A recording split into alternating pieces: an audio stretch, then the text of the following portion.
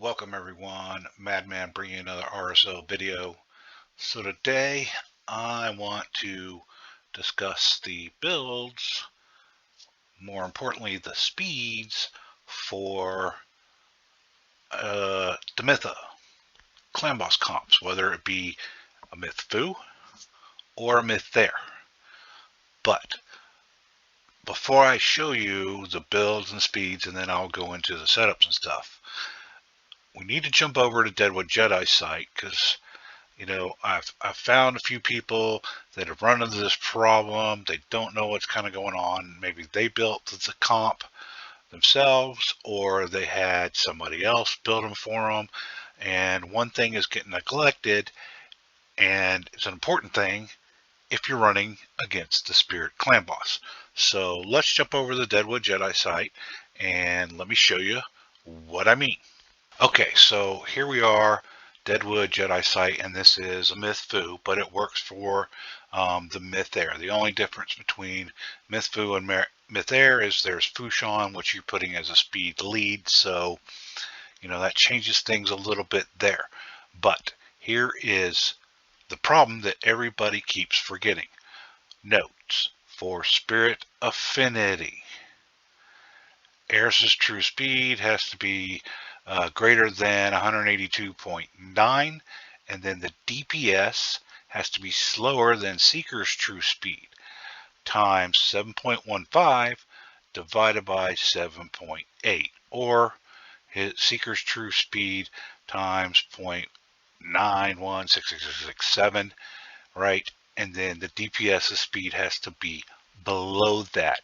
If it's above that, you may or may not experience failures on your Spirit Clan Boss runs.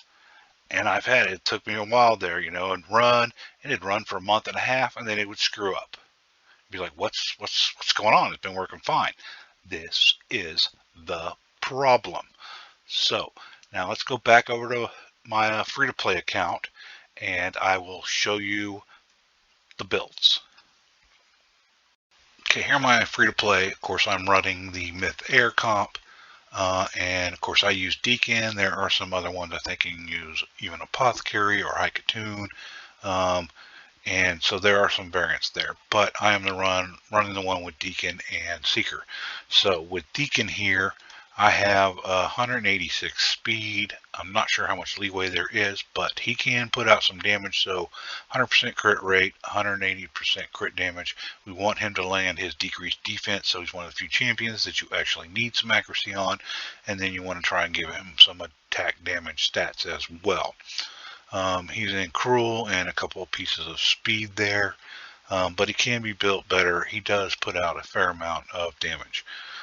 His A3 needs to be fully booked, and his A2 doesn't necessarily need to be fully booked, but you're leaving yourself a lot of damage on the table there between the extra damage he gets plus the fact that you're on 3 turns instead of 4 turns on the decreased defense. So best to at least have those two booked. You don't necessarily have to have the A1 booked, but again, you're leaving damage on the table. The other big reason for him is his speed aura in all battles by 19%, so that helps us out with this comp. Otherwise, you're going to have to up your speeds. And of course, a blessing with him is just Phantom Touch. Lastly, his masteries here. Typical clan boss build, you start here and you end up at War Master, and then you give him some defensive stuff with the 2 counterattack masteries between Retribution and Deterrence there. And that is Deacon. Next in the comp, of course, is Seeker. And again, remember, the biggest problem with Seeker is the ratio between Seeker speed and the DPS speed when you are facing Spirit. Not as critical there with the other affinities, but definitely a big issue in Spirit. Hence the whole reason of this video, because I've seen too many people ask me why the heck it doesn't work on Spirit, and someone else might have built it for him or whatnot. But he's just in mixed mass pieces here. His speed is 171. There is a range there that he can be in, but he does do damage, so 100% crit rate, 243% crit damage. You don't need to worry about accuracy or resistance on this, and of course you want to give him some attack stats as well. With Seeker, again, you don't have to book the A1, but you're leaving damage on the table if you don't. You do have to book his A2, and it only takes 2 books, so you need to book that. That's pretty easy. His passive doesn't really come into play in here, and we're not using his aura. On him, I have Cruelty, but I'm probably going to change this to Phantom Touch, and you will see why here in a minute on the Myth-Heir here.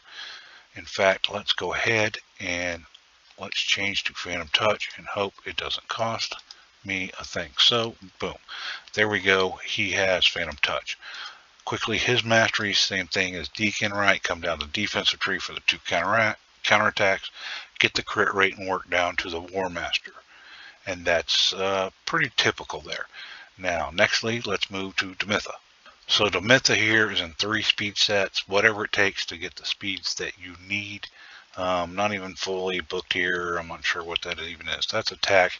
Helps a little bit, but not that much. So anyway, her speed, 285 speed, is the main thing here. Now, really, she only needs 275, but I do have a 6-star blessing, so she got 10 speed boost, and it actually does not screw up the comp, so I just left it as is.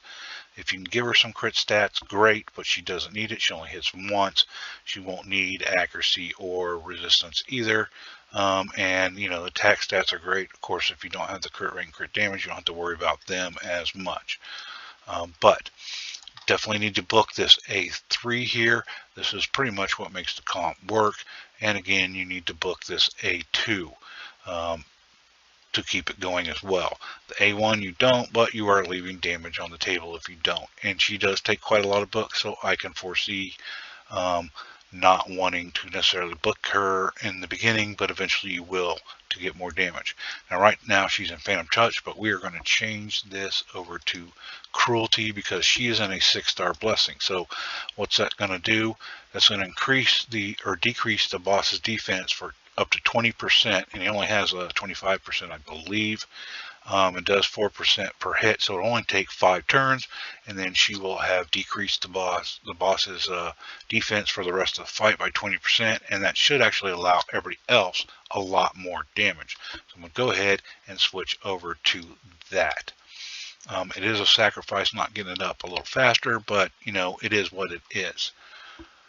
And then again, her masteries, typical, down to War Master. All you need is Steadfast. You saw the you'll see the masteries a little bit different on my main here, but you can go down this. But all of this doesn't matter as long as you don't give her turn meter stuff. It doesn't matter. This is just helpful for other areas of the game should you use her. Only one really is Steadfast. Don't even necessarily need it, but it's kind of good for her to not take the stun. But she should be alright if she does, because Eris is the one supposed to start the turn and cleanse any debuffs off. Eris here is built in Toxic and Perception. At her stats, real quick, almost 2700 attack, 248 speed is what we're shooting for. If we can get 100% crit rate, some crit damage, great, because she's going to do some counterattacking as well there. So those are stats, but of course 248 is the main stat that you need to worry about, and of course you don't need to worry about accuracy or resistance. Now if you can get the speeds in Toxic, great, because like I said, between her normal hits and then you know, the counterattack hits from her skills there, she is going to give you some damage there and not fill the debuff bar up too full, but keep it fairly full. So that's why I like to put Eris and Toxic. Her skills, the A1 does not need to be booked, but you're leaving again damage on the table. A2 you'd think would not need to be booked, but that's a 60% chance to place the increased speed. So you need to fully book the A2 to give it 100%, so you can place that increased speed for 2 turns on all allies there. And of course she does random debuff no matter what, removal on all allies is every turn, and that's what makes Eris so important in this comp. And then of course Phantom Touch is what we went with the blessing, because she's a rare and there's not much else to choose from. And then her masteries, pretty much, you know, The crit rate down to War Master to get that extra damage out. Steadfast you definitely want to have. The rest of it you don't. It doesn't matter. As you can see, I didn't quite run all of the scrolls there. You really just need Steadfast. Unfortunately, you're going to get enough for these anyway. But you don't want her taking the stun, as she is the one doing all the cleansing at the start of each turn. And that is Eris. Now, for Spirit Affinity, I need Geomancer because he is Force as well. He is the one that's supposed to take the stun and not Eris. So with him, we have 156 speed, so your DPS is running pretty slow. I wish I didn't need Geomancer here. Alika would be nice to substitute in, then I can use Geo in other areas because I only have one, but for Spirit I need Geomancer. He does have a 100% crit rate and a little bit of crit damage. You do want Geo with accuracy, and if you can get some attack stats as well, that is helpful, but he doesn't really hit that hard, so this is not as mission critical other than the accuracy and the speed, obviously, and then the rest are luxury items. Most of his damage is going to come from his passive anyway. As you can see here, just mishmash of mixed pieces there. And then his skills, again, A1 does not need to be booked. A2, I don't think it needs to be booked, but it is definitely helpful. It is booked. You definitely want the A3 to be booked. But, you know, it's not mission critical either. But you leave so much damage on the table because this is where he's getting his damage between the 3 turns, always placing the HP burn and weaken. That's why you want both the accuracy there, and it's on for 3 turns. So you get the 3-turn cooldown. It's pretty much up the whole time. And the reason you want it up though is because of his passive. When they receive damage 15 by 15% and deflects that damage back on the enemy if they're under an HP burn. So this is how he makes his damage, and then of course you can add a little extra with Phantom Touch as well. And then Geo's masteries here, again War Master, and then we just went down support tree.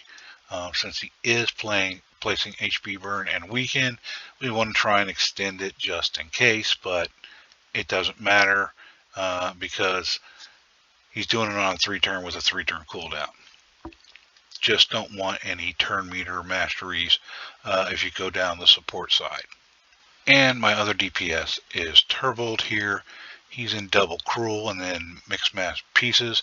Now with Turvold, I cannot run him in this comp against Spirit because he is Void Affinity, where I need 2 Force Affinities so that the DPS takes the stun, and of course Eris can clean it off. If she's stunned, then she can't clean it off, and the comp's going to fall apart. So he does not work against Spirit. If you got someone like Alika, she can put out quite a bit of damage and of course take the place of Geo, because Geo is pretty useful in other places of the game. But unfortunately I only have one, so I can't build a second one. Anyway, his stats though, pretty high, 5200 attack. You want to try and get as much attack as possible. 157 speed. Again, that ratio is not actually as big of a deal. You don't want to go too crazy above, and actually 157 is above, because I think it's 156.75 is the highest amount of speed that you want with the current Seeker speed that I have, but it doesn't matter because we're not using him against Spirit, and it's not as critical, that speed ratio, against the other affinities. And then 70% crit rate again, a little overshot here, and then 252 crit damage. Obviously you want to get that up with the attack. You want to have at least 220 plus accuracy to land that weaken. And then again, you don't have to book him at all, but you're leaving so much damage on the table. He smacks hard with his A1, and that's where he places his weaken. That's why you want the accuracy. But the big thing here is the 50% increase attack, the increased crit rate, so you can get up to 100% if you booked it to just 70, and then the increased speed so that he stays in tune because he's going to get an extra turn there. And then his big damage hitter is a 2-timer there, and of course it goes up based on the number of buffs that he has on them. So you're leaving a lot of damage on the table and cooldowns if you don't book it, and that can be bad. Since he's my only legendary in the comp, I currently have him in Brimstone. If I switch to a Fushan that I still have yet to pull to this day on this account, then I would put Fushan in Brimstone and change Turvold over to Phantom's Touch. But until then, this works, and of course it gives you extra damage. Even with that 15% chance there, you're landing it quite often. And then lastly, his masteries. Come down the offensive tree, get the War Master. Go ahead. I went in with Cycle of Violence here. This doesn't help against Clan Boss because you're not going to do more than 30% damage on the Clan Boss, but it's helpful in other areas. And then, of course, defense with the 2 counterattack masteries. And those are the 6 champions, but of course Turvold is not of use against the Spirit Clan boss, hence we have Geo substituted in his place. And now we'll just move over. I will show you the setups, and then you can see a run. Alright, so we already ran Ultra Nightmare, and it was Spirit Clan boss today, and you can see I got a 1 key at 76.33 million, of course using Geomancer. A little bit higher score here on Nightmare, as we predict. Again, we had to use Geomancer because of Spirit. Normally I'd switch to Turvold, but I don't need to because Brutal, we're going to do enough. In fact, I cut the key short once we, clearly hit above the 1 key mark, and we had already down Brutal. I will have to run Geomancer on hard, so let's go in here and look at their setups. So, for the Myth-Heir using Geo so that we can run against Spirit. Deacon, we're going to open with his A1. We're going to prioritize his A2, and then second priority is his A3. Geomancer, we don't need to prioritize anything. He will do his A3 naturally as a top priority. Seeker, we're going to open with the A1.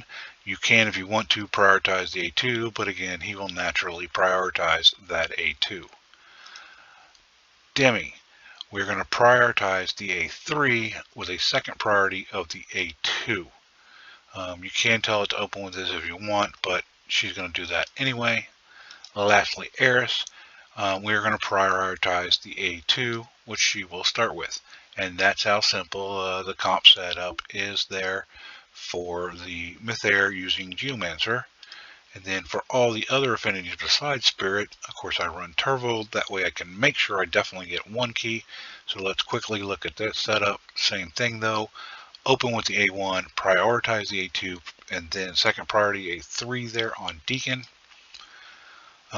It's going to automatically default to A2 priority and then A3 priority, but we want to open with the A3 to begin with, and then allow all that extra attack and crit damage there to be spread out between the A3 and A1 through the rest of the battle. So that's why we open with the A3 instead of the A2.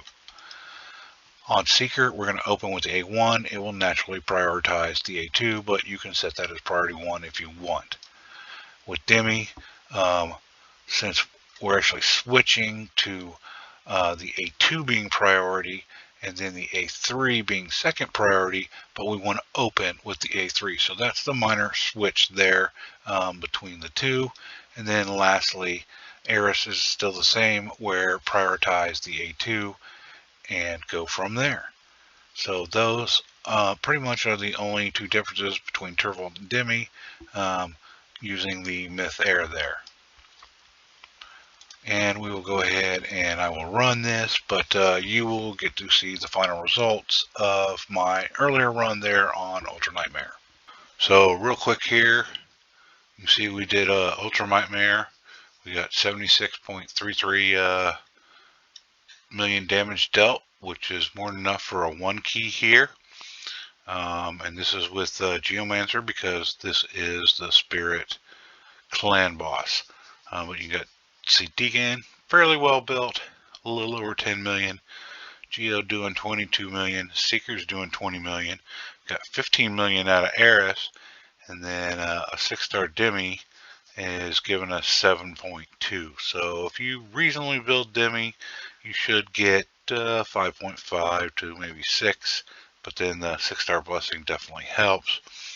I might swap these two around and do that, but if you see, we back out here and we're definitely on Spirit Clan Boss, and there we are with the 76.33.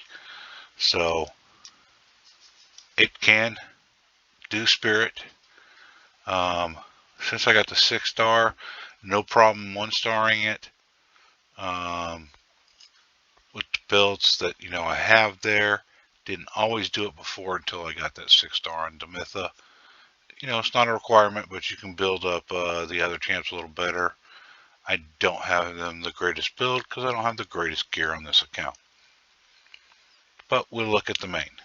Here we are on the main where I run a Myth-Fu instead of a Myth-Heir.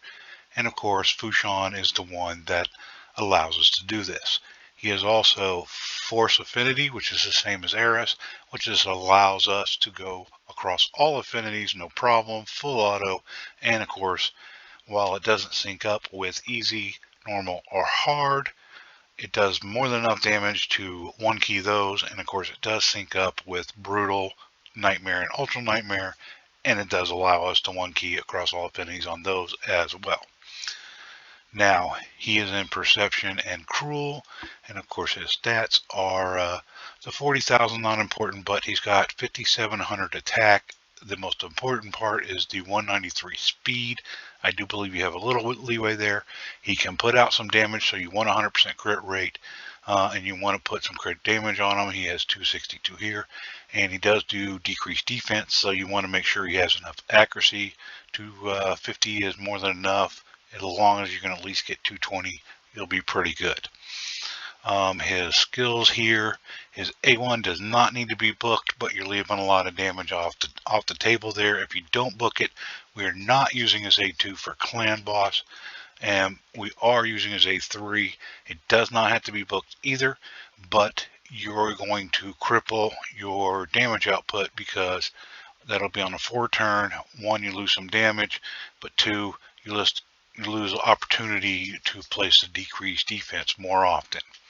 And of course, the big thing with him is he has the 24% speed in all battles, and we are taking advantage of that, but we're actually having a faster comp than the Myth-Heir. And since he is legendary, if you can, he's probably the one you want to give Brimstone in, because of course he's going to do 1 hit here, but then a 4-hit here. He'll land it a good amount of the time. And then his masteries real quick, pretty much down the offensive tree and the defensive tree. We want War Master, and we want to try and get some counterattacks when possible. You do not have to take Cycle of Violence. This does nothing whatsoever during Clan Boss, but it can help in other areas. Same thing with Life Drinker here. It helped a little bit in the beginning because we're not actually in tune till either turn 3 or turn 4, depending on the affinity. But, so it helps heal us back up a little bit, but then he's going to take care of that anyway. So it doesn't matter, again, mainly for other areas. Next here, of course, we have Eris. Again, she is Force Affinity. So she's the one that cannot take the stun, period. I do have her in Toxic and Cruel here on my main. And as you can see, she's faster. The other was 246. This is 264 for the Myth-Fu. We did give her some damage, a little overshot on the crit rate, and we did give her some crit damage as well. She does not need accuracy or resistance. So she can do a fair amount of damage, plus being in Toxic helps out. Her A1, again, does not need to be booked, but you're missing out on damage if you don't, and she's a rare, she's easy to book. Her A2, you do want to have booked, right? It's not giving you any cooldowns or extra damage, but you have a 60%, you need to book that to 100% chance of placing that increased speed on all allies for 2 turns. That is a critical part of her kit, and of course also removing 1 random debuff, because he's either going to put, I think it's poison or decreased speed or the stun or whatever, so you want her cleansing all that off. She is a rare, so of course you want to put Phantom Touch on her, If you get to a 6-star, remember that she's going to get an increase in speed and everything, and that could throw your tune off there. As far as masteries, same thing, pretty much down to War Master build there. You definitely want to take Steadfast. You don't need any of the rest of these whatsoever. In fact, you don't need to farm full masteries, but I went ahead and did, so we went ahead and chose the rest of these. This is not going to help whatsoever. It was just a matter of choosing something so the red dots would go away. Steadfast is pretty much the only one you want so that she definitely doesn't take the stun. Next is Seeker. We have him in Cruel and Crit Damage set, and then some off pieces. But the big thing, 188 speed. There's definitely some leeway there, and you notice 188 is faster than the 171. So again, in the Myth-Heir, you need faster speeds.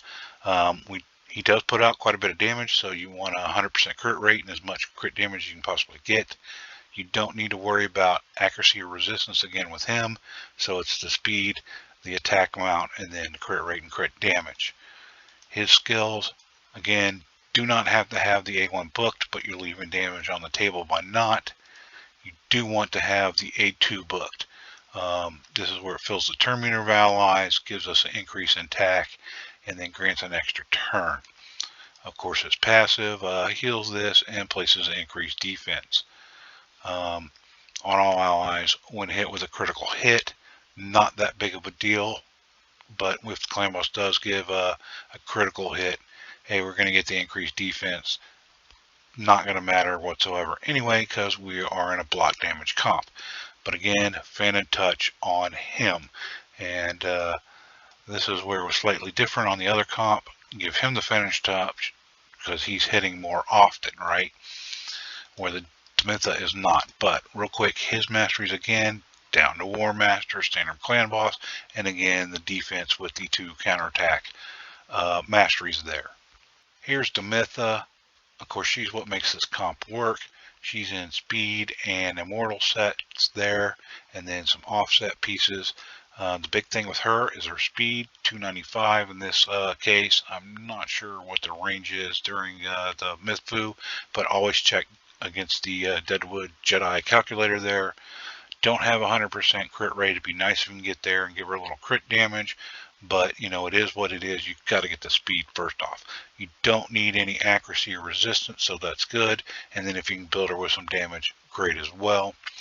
Of course, her skills, again, do not need to book the A1, but you're leaving damage on the table. If you don't, do need to book the A2. It needs to be on this 3-turn cooldown. Do need to book the A3. It needs to be on this 3-turn cooldown. If you can't get a blessing, Cruelty is probably best for her.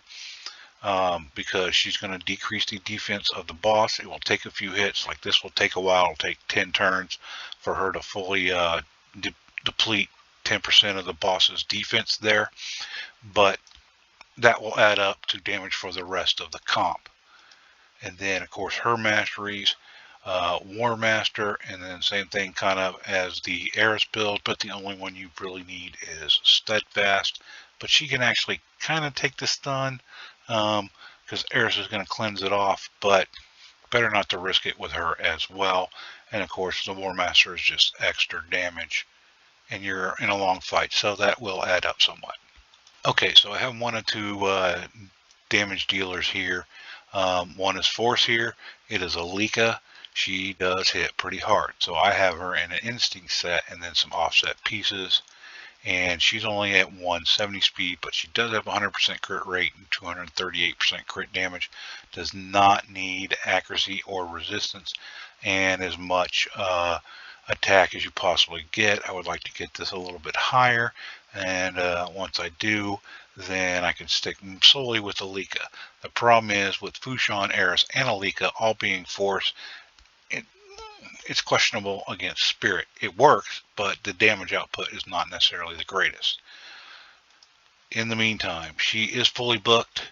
You don't need this one booked. You don't need this one booked. Well, actually, yeah, you don't need this one booked, but you're leaving a lot of damage on the table. And of course, she ignores 50% of the defense, and then it's on in 2 turns, so she's going to get around to that quite a bit.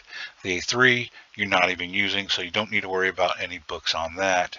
And then the passive, you don't need to worry about because you're not using the Sakara in the comp anyway. And of course, Phantom Touch on her as well to get that extra damage here. I just got her a 3rd star this evening, so there you go as far as that extra 30% chance instead of 15 inflicting bonus. And again, her masteries, I haven't even fully chosen them. I could go down here or probably do the counterattack, but the main thing, of course, is getting War Master.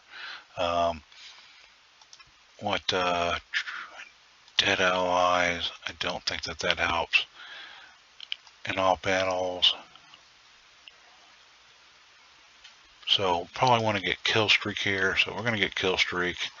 Let's go ahead and get Life Drinker here as well, not needed. And then let's just go ahead and get our standard stuff here as far as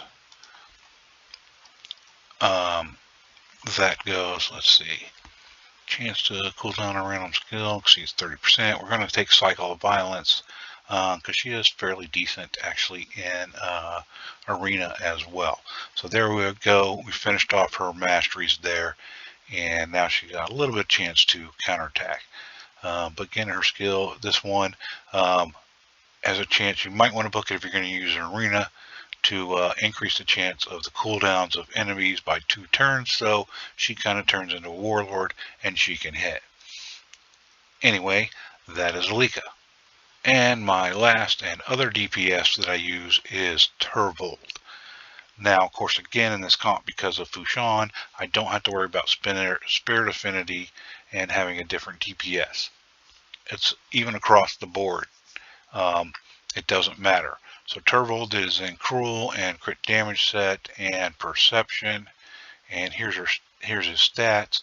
Almost 7,200 attack, so it's pretty good there.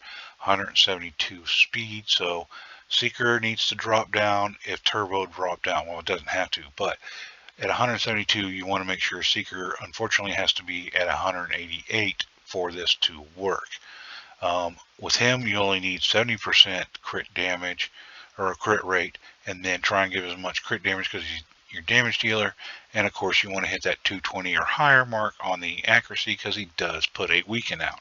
So moving over to his skills, he puts a weaken out and does a double attack on his A1. Of course, his A2, he increases the attack by 50%, plus he puts that 30% crit rate. That's why you only need 70%, and he does the increased speed. This is what allows him to work because he's taking an extra turn, but he's buffing, he's reapplying that increased speed that we would be losing otherwise.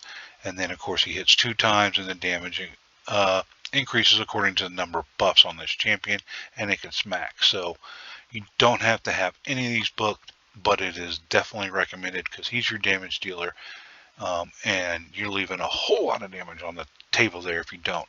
And again, he's in Phantom Touch. You could do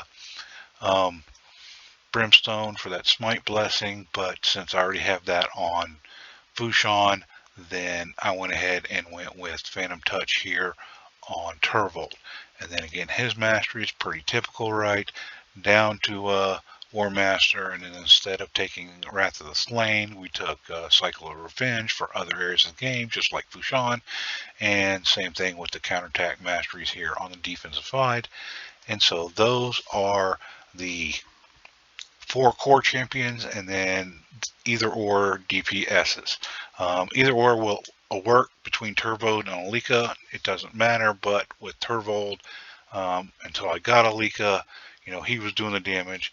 I easily exceed 100 mil on any level of clan boss. Alika can get a little hokey on Ultra Nightmare there until I get her damage built a little bit better, get a little more output from her on there, and then I won't need Turvold at all in clan boss anymore. But like I said, 3 force champs going against Spirit is not necessarily good, so you could leave yourself a little short on the damage It's going to depend on how your builds are. So there's the champs for my main and the Myth Foo comp. So we'll go into a run here and we'll show you the setups. Okay, we already did Nightmare, and as you can see with Alika, 83.9 million, and that's on Nightmare. So not super spectacular, but it gets it done. It gets you enough of a damage output to get the one key. So let's go into the team setup here. We'll show you the Lika one with Fushan, not even using the A2, so you don't need to have that booked. But definitely want to book the A3. Again, you start off with that one. With Demi, you start off with the A3 and then the A2 second priority. Eris, you want to start off with her A2. Alika, again, don't even need to book the A3. We're turning it off, and we're wanting her to do her A2 as a first priority. And then Seeker prioritizes A2, but we're actually going to open with his A1. So pretty easy peasy there. And then we come up here. Again, same thing with Fushan, same thing with Demi, same thing with Eris, same thing with Seeker. Now Turvold is slightly different. I'm going to prioritize that A2 right. Remember, buffs himself up. And then second priority is do the Juggernaut. And you want to whack, whack, whack with that, because that's the one that puts out the crazy damage. But we actually want to open with the A1 to start with. And then that's it. Pretty simple setup there. I think you can change, I'm not sure if you can change Turvold and Seeker speeds or whatever, and even make them at a 3-for-1. I'm pretty sure that's possible, but you're going to do more than enough damage, even with not the greatest builds. So let's go ahead, and we're going to select this since it's, again, Spirit, and we'll do the run there, and then at the end, I will show you the damage. But it's all full auto from the start, all affinities, thanks to Fushan, and, all rarities. It will not, well, it may or may not sync up with hard. It won't sync up with mode or normal mode or easy mode, but between normal, easy, and hard, especially with Turvold, you're going to hit the damage before they all die. In fact, you'll probably greatly exceed it. Generally with normal and easy, you're going to hit max clan boss damage that can be taken before all of them are dead here. Now it does of course take a few turns to sync up there, so don't freak out. You can't go crazy soft on their HP, and like you can see, no one's got unkillable there. You can't go crazy weak on their HP and defense to begin with, but now we're going to sit there and we should start syncing up right here. No, we take some hits here, so see, we're taking a little bit of damage, but then by turn 4, Eris is going to clean everything off, and at the end of this turn, Demitha is going to put unkillable, and we'll fall into sync there.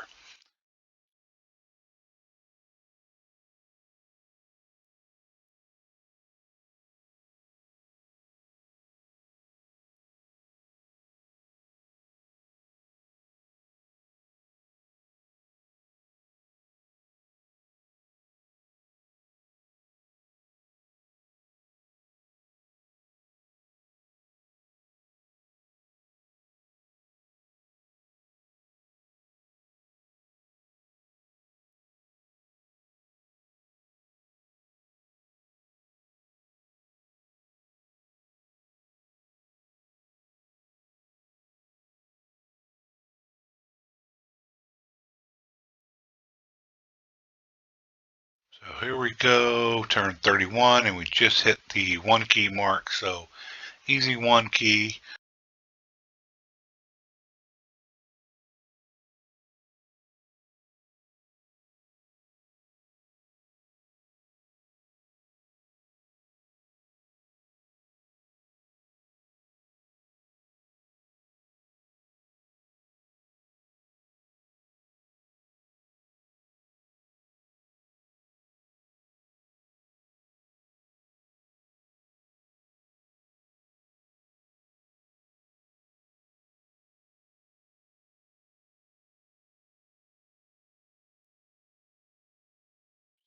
there you go, 117.12 million.